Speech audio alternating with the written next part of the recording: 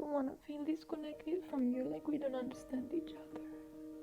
This has been such a growth path for us, living in intentional communities in the past years. Like there is no meditation retreat, there is no workshop, there is no plant medicine ceremony that gives you more challenges and expansion than living with other people with a commitment to connection.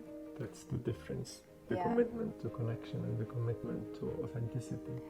You need to have people who commit to the same thing, otherwise it can be re-traumatizing actually. This is the start of something new. This is the start of something magical. This is the start of something new. This is the start of something true. And we wanted to film this video today, and we found ourselves in a space of trigger with each other. And that's happened quite often in intentional community. Yeah, or in any partnership, frankly, not only community. Yeah, or family. And we thought, since we're all about authenticity, that we're just gonna bring it all to you guys and be honest about it. Mm-hmm. And it actually relates really well to the topic of the video, which is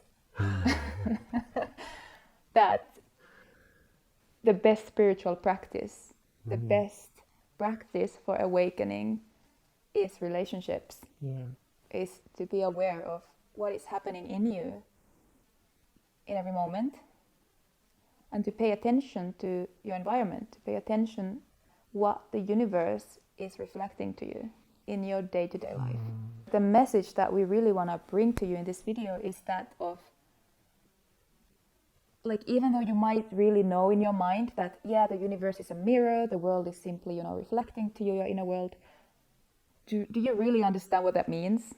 Really, like, it's really like that. Everything that comes to you, any trigger, any person in your life is a teacher, is showing you something that needs integration within you, something that needs to be looked at.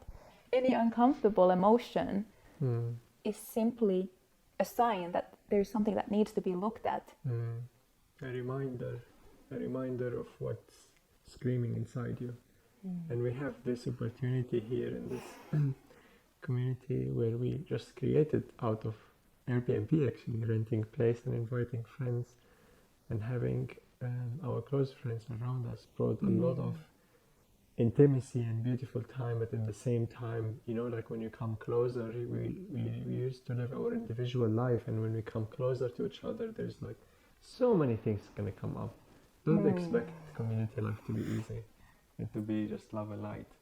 And it's all about confrontation, actually, really, because of course you can't just avoid everything. You can just push down your irritation and just make everything okay and act like, I'm easygoing. But that's not the path of growth. If you want to get spiritual growth out of relationships, it's all about bringing up your triggers, really being super honest about how things make you feel. It's about bringing up the resentments.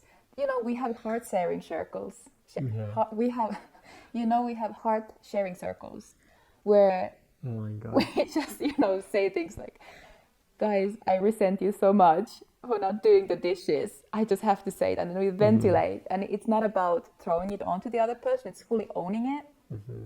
But, it's really especially all about owning those not so beautiful emotions, the emotions we tend to judge. And I feel like what also something special about our community, that we establish some level of safety, that we feel safe expressing ourselves. And this is something like really important to establish in yourself and people around you, where you can actually bring your truth.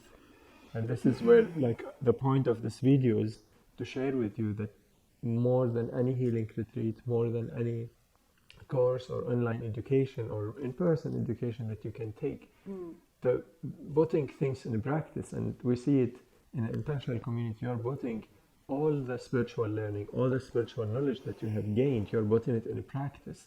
And this practice can actually solidify your awakening. It can bring more healing to you, where you can heal all this pattern, all this conflicting needs inside you, and conflict or like split needs inside you to a surface where you can get mirroring. And this is what we shared in our previous video, why we decide to live in an intentional community. Yeah, and you mentioned safety, and I want to just express what I think creates safety. It's really that we know that each person is committed to connection, so that when there is a conflict, we know that we will not walk away from that friendship or from that relationship because of the conflict, that we will come to a point of understanding each other. So in that way, we don't have to be afraid of creating conflict or afraid of, expressing something that might trigger And at others. the same time acknowledging the incompatibility. Yeah, that can also be important. And that can happen only when we are bringing the authenticity and the trust that we're gonna work this relation out and commit to connection. And when we are truly committing to connection, then incompatibility might arise, and then we can work it out. And incompatibility doesn't mean that this relationship is over. It means that we recognize what's not functioning, and then we turn this relationship into something else. Yeah. It could be some people might be in romantic relationship, but they fit more as a friend. Yeah. And the authenticity and the safety can bring a safe transaction to this relationship to be in a different form. Yeah, so going back to the safety, because I wanted to mention another point that I think creates safety, is when we know that the other person is committed to see reality accurately and is committed to seeing the truth, even if that's uncomfortable for ourselves, even if that means that we have to face our shame or anger, even if that means that we have to admit that we've done something that hurt others. When we know that the other person has that value, it feels much safer to express things, and it brings things to the surface, because we can trust that they will not project onto us, or if they do, they are willing to see it when we point to it. Yeah. And it's interesting, like we're actually kind of in the middle of a trigger that is not fully resolved, and we're able to do this video and to be okay with it because we know that, okay, we're gonna work this out. We've done it so many times. And we like our body and our mind remember this feeling of like resolution after every trigger. So every time we come to this discomfort, we know inside our essence, inside ourselves, that our relationship has handled many triggers and many difficult situations, whether between us or among our friends, who by the way would like to join in the next video. So just to put it out there, subscribe if you want to see more, and click the notification button so you don't miss out on the next one. Yeah, so like between us, what it looks like after this, at some point tonight probably, we're gonna take a time to feel what the trigger brought for us, without making it about the other person, without projecting it out onto this exact situation, but really it's about seeing the other person in their emotions, seeing what is inside of them, what is coming up for them. That oftentimes leads into some kind of emotional process where we might hold space for each other. And as we go through that process, it's so much easier to understand the other person and feel compassion when we see that depth of what they're going through emotionally. And oftentimes it gets linked to the original trauma, to childhood, and that brings so much understanding, because everybody has a valid reason to feel the way they do. Every trigger, every behavior has a valid reason and a background to it, a background story, what explains perfectly why they're reacting this way, why they're doing this. It's just a matter of understanding that. Many people also talk about that we are all mirroring to each other, but when it comes to the practical level, I rarely see those people actually applying this to their life. And what I mean, or what we mean when we say we are mirrored to each other, is that we reflect our shadows. So when I see somebody is triggering me with some behavior, whether it's something normally acceptable or unacceptable, it's always linked to my personal trauma, what I was conditioned to be not accepted in my childhood. And usually those triggers are a reminder of my suppressed aspect. So what I found it very healing for me and like heart touching whenever I feel like very uncomfortable or triggered or angry or upset with somebody, I try to tune to myself and see or talk to the part of me who represents itself in the other. And most of the time, I couldn't actually, to be honest with you, I couldn't reach a level of like accepting everybody, but I'm working on that. And at least like we have it in our community here, that we always reflect in order to have like harmonious life. We always reflect what the other person represents to me. And when we are able actually to feel this part, a lot of love comes to this person, and a lot of acceptance and a lot of care. That's the space where you can have unconditional love to the other person, because when you integrate this part in you, you can, integration is love, guys, and when you integrate, you can love the part of you who's similar to them, and only then you can have unconditional love. Right, that's a very good one. You know, guys, you can't skip self-love. You can't just go on to loving everybody. Yeah, and I think Because this is... you won't love them unless you love yourself, the part of you who they represent. And that's why when we judge others, that's another great indicator of, okay, if you're judging someone, you're not loving yourself fully, because you're also going to judge yourself for the very same thing. And this is one reason why I believe spiritual community are having so much hard time criticized by others, because we talk a lot about love and light, and when we see our actions, it doesn't reflect that. And this is, I think, because many people use spirituality as a coping mechanism. And spiritual awakening actually, guys, is integrating. It's a process of integrating everything that's not love. To be in our essence, which is love, we need to integrate everything and bring it to the light, bring it to the acceptance, give it unconditional presence. And that's a beautiful state of integration that we can always reach. And this is a reminder for you to choose with whom to live, and choose and select the people around you very carefully. People who committed to the connection, committed to the relationship, committed to authenticity.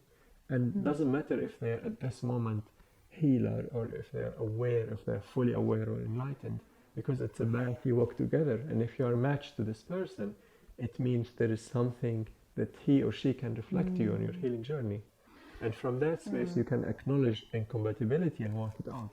Yeah, but also like it can be such a healing experience to have someone in your life who is equally committed to inner work, who understands, you know, how universe works, that you are also a reflection of them, and who is committed to connection with you, because then you can actually have those even karmic patterns coming up, and you can work through them. It doesn't have to end in disconnection. It doesn't have to end in the same way it always did. And that's the beauty in intentional communities. We can together be committed in working through everything that comes up, understanding that it relates to all of us. If one person in a group is experiencing something, it's very tempting to be like, oh, it's not about me. Even when there is two people in a dynamic, in a conflict, it's so easy to be like, it's not about me. It is about you. Yeah. It's always about you as well, on some level. And this is actually one reason why I really love community, because if a person go to this blind spot and like, oh, it's about you, then you will have several people reflecting that, no, I also see it in you. You can't run away, guys. It's really good. Yeah, it's really such a tool for awakening, guys. Like even this, like I find my community members constantly pushing me into my center, into my integrity, because they call me out when I'm not in my center. Yeah. Always, I find myself being pushed back into my center, into integrity, to full authenticity, and that's the most beautiful thing. I would love to share a little example of how I've used my everyday life and my observations for awakening and integration. So I've been feeling sometimes, you know, this tension in me when I'm with people. It's only with certain people, and it's quite subtle.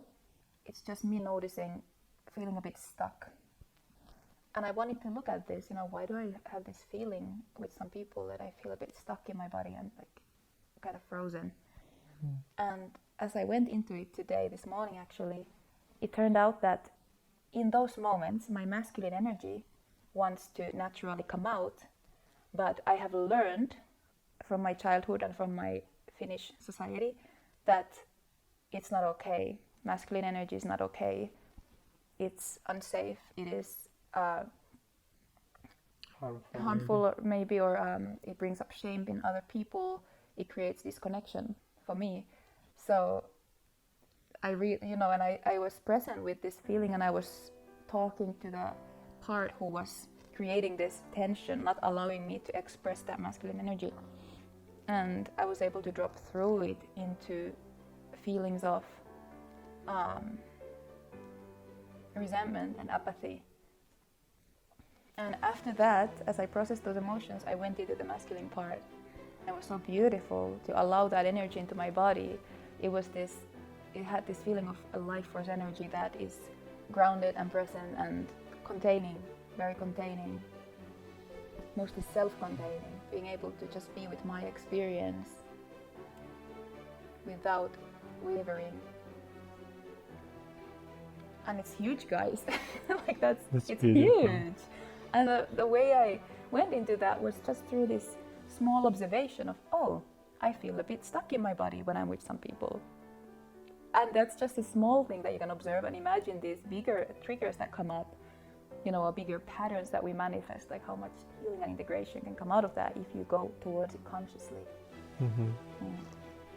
We're gonna record the next video with our friends in the community and share about the difficulty and the integration and the communication that we're going through. So don't miss this out. How to come back to connection from conflict. Yeah, so subscribe and click the notification button, don't miss that. And by the way, guys, we have a video about why 90% of intentional community fail, and we talked about the reasons and how you can avoid them or heal them. We cannot spend a long time feeling disconnected. It's just not possible. When you're so connected to someone, it's so painful. Right. It's like it has to become a priority. Like it's just a priority to solve it immediately or as soon as possible. Yeah. Like I don't know how people go days or even weeks in that state. Okay, I love you. I love you too. Ciao, guys. Bye.